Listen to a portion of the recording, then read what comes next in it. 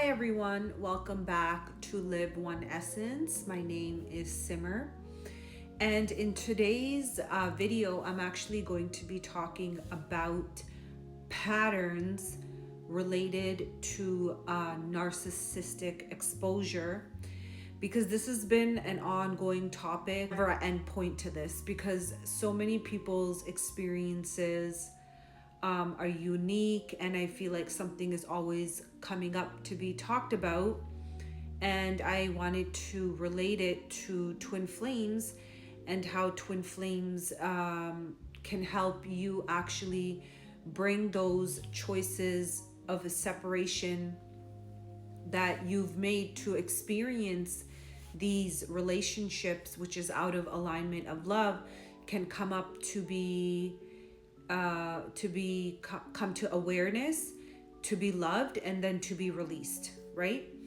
And so I'm just gonna go over a couple of signs that I believe are really important, and I wish somebody had told me all of these signs earlier.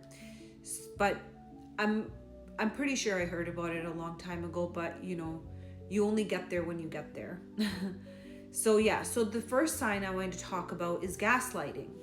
So gaslighting is basically, let's say for example, you have put something down on a protocol, or something has been communicated to the person that you're talking to about that particular piece of information. And so imagine you sit down with them and you're having a meeting, and all of a sudden you walk out of the meeting replaying what you originally went to talk about, and then you kind of feel like the whole reality has been shifted, right? Like it's like shape shifted. And so that's gaslighting. So let's say you walk in to talk about one thing, you walk out with a different perception, and you have now doubted yourself and what you came in to talk about. And so when that happens, the person that is doing this to you is actually trying to distort your perception of reality. And so it's very important for you to stay grounded in your perception of reality. Okay? So yeah, that's like the first sign, which can happen in toxic relationships. The second one is, I really like this one because this one, I feel like not a lot of people talk about it, but I feel like people mistake their twin flame person for this. But basically mirroring your words back to you. So like, for example, it's a pattern. So let's say you have a concern, and rather than engaging with what you're saying, the person takes your own language, accusations, and boundaries, and immediately reflects it back to you. And then you're sitting there in real time like, what? Because they're just saying it back to you, what you said.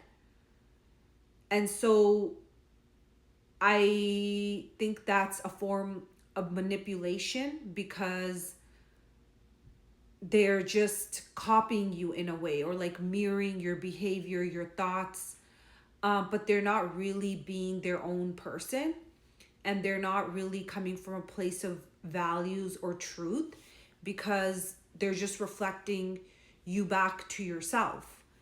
And yeah, that one is like, I feel like it's very it can get overlooked, because it just feels like you're talking to yourself, right? However, and you could leave the conversation because it's your own thoughts mirrored back to you. So that is another sign that I would say to watch out for. Kind of like they're copying you, but like you're not able to tell they're copying you because you're always with yourself and your own thoughts, your own behaviors.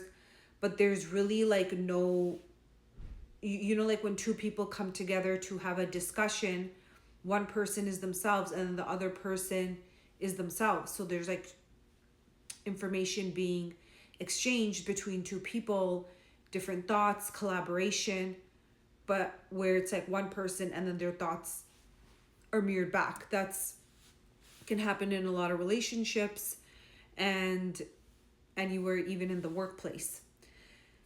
And so another one is testing your boundaries.